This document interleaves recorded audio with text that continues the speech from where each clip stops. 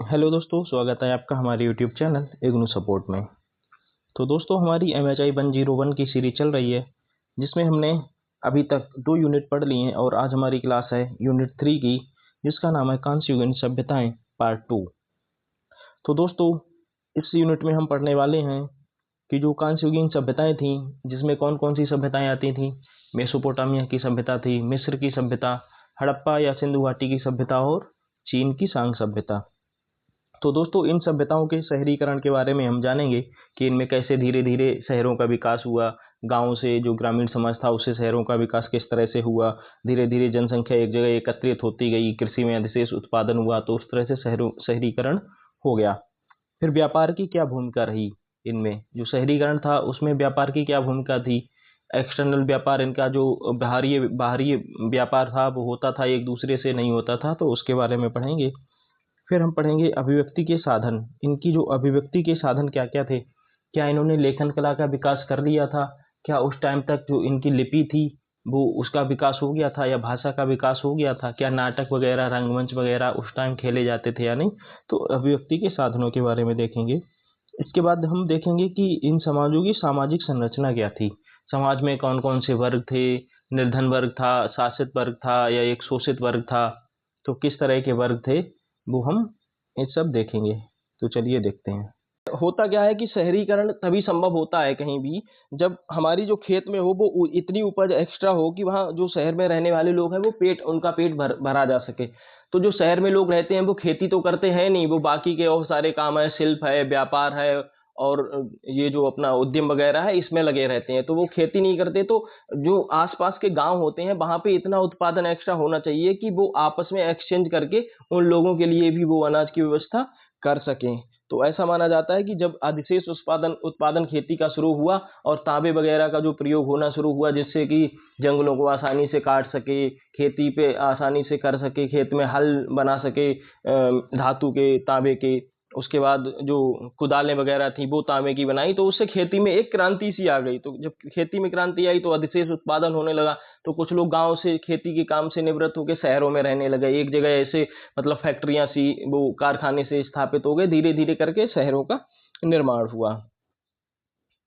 अब ये शहरों की विशेषताएं क्या है। कहाँ जहाँ शहरों का विकास होता है वहाँ जमीन में अधिक से अधिक लोगों को प्रति इकाई क्षेत्र के हिसाब से सहन करने की क्षमता होती है। एक्चुअली होता यही है कि जो शहर होते हैं वहां पे जो बसावट है, वो जनसंख्या है, वो बड़े घनत्व, उसका बहुत ज्यादा घनत्व होता है। एक इकाई क्षेत्र में बहुत ज्यादा लोग रह रहे होते हैं। जैसे दिल्ली है, दिल्ली में जनसंख्या घनत्व कितना है, 11,000 12,000 के आसपास। वहीं आप अगर अरुणाचल प्रदेश में जाएंगे तो ये 5 से 6 व्यक्ति प्रति वर्ग मीटर के हिसाब से रह जाता है, जबकि दिल्ली में ये 11,000 प्रति वर्ग मीटर के आसपास है। तो शहर में जनसंख्या घनत्व तो ज्यादा होता ही है।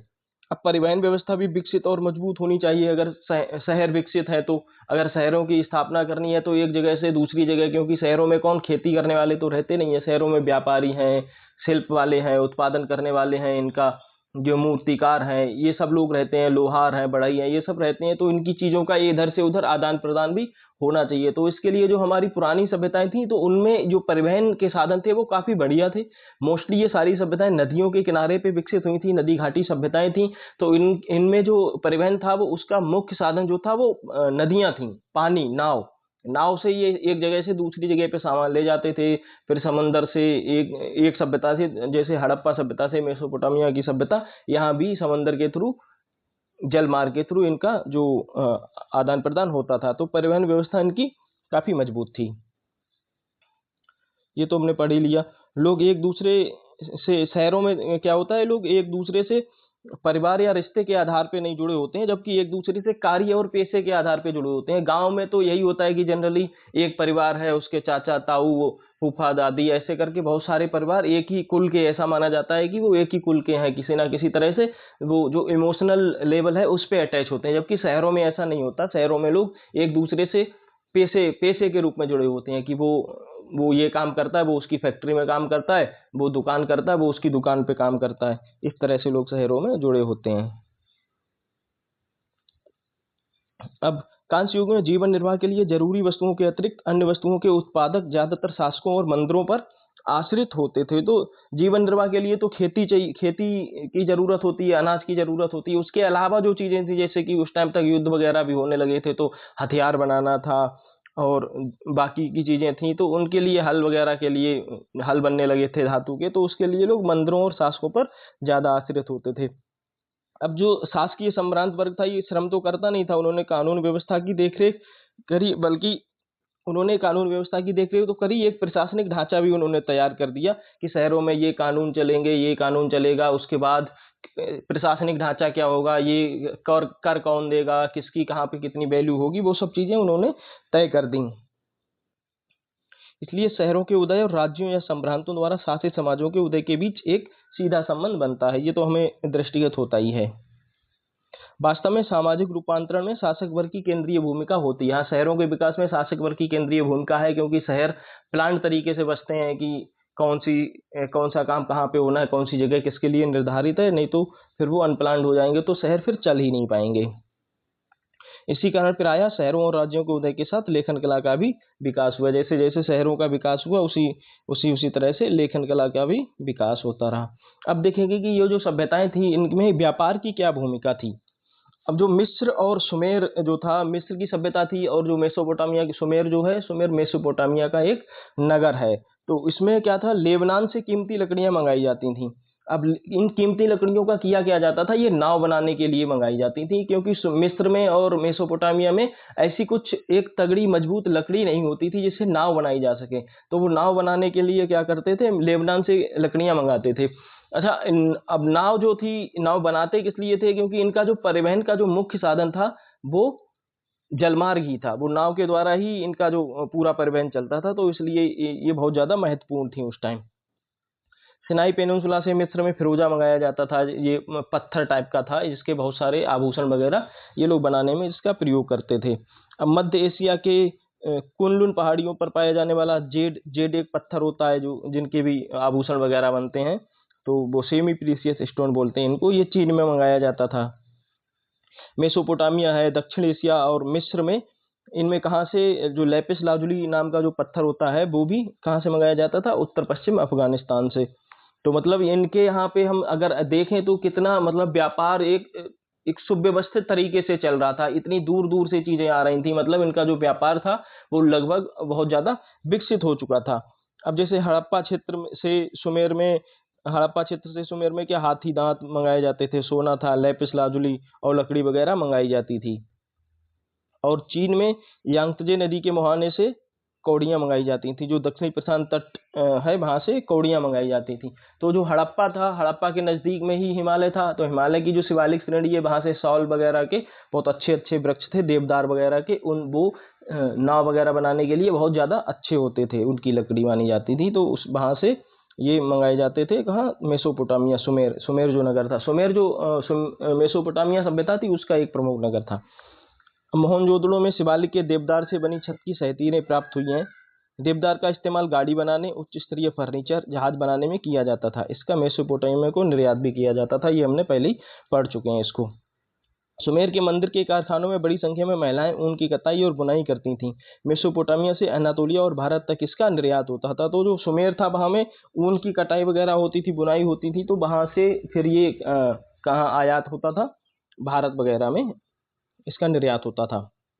संभ्रांत वर्ग के लिए दूर दराज से धातु और मूल्यवान पत्थर आने से इनकी मांग बढ़ी। जैसे जैसे शहरों का विकास हुआ तो संभ्रांत वर्ग तो वो लग्जरियस लाइफ जीते ही हैं, तो वो जो कीमती पत्थर थे वो मंगाते थे, तो इससे क्या है, व्यापार को बहुत ज्यादा बढ़ावा मिला। संभवतः विदेशी व्यापार कांस्यूगिन अर्थव्यवस्था का अपरिहार्य हिस्सा था। हाँ, तो ऐसा मानते हैं कि ये जो विदेशी व्यापार था, ये कांस्यूगिन हमारी जो अर्थव्यवस्थाएं थी, जो सभ्यताएं थी, इनकी अर्थव्यवस्था का ये प्रमुख हिस्सा विदेशी व्यापार था। अगला क्या है, अभिव्यक्ति के साधन। तो अभिव्यक्ति के साधन क्या क्या थे उस टाइम पे, तो लेखन, लिपि, चिन्हों की एक ऐसी व्यवस्था थी जो अभिव्यक्ति का माध्यम है।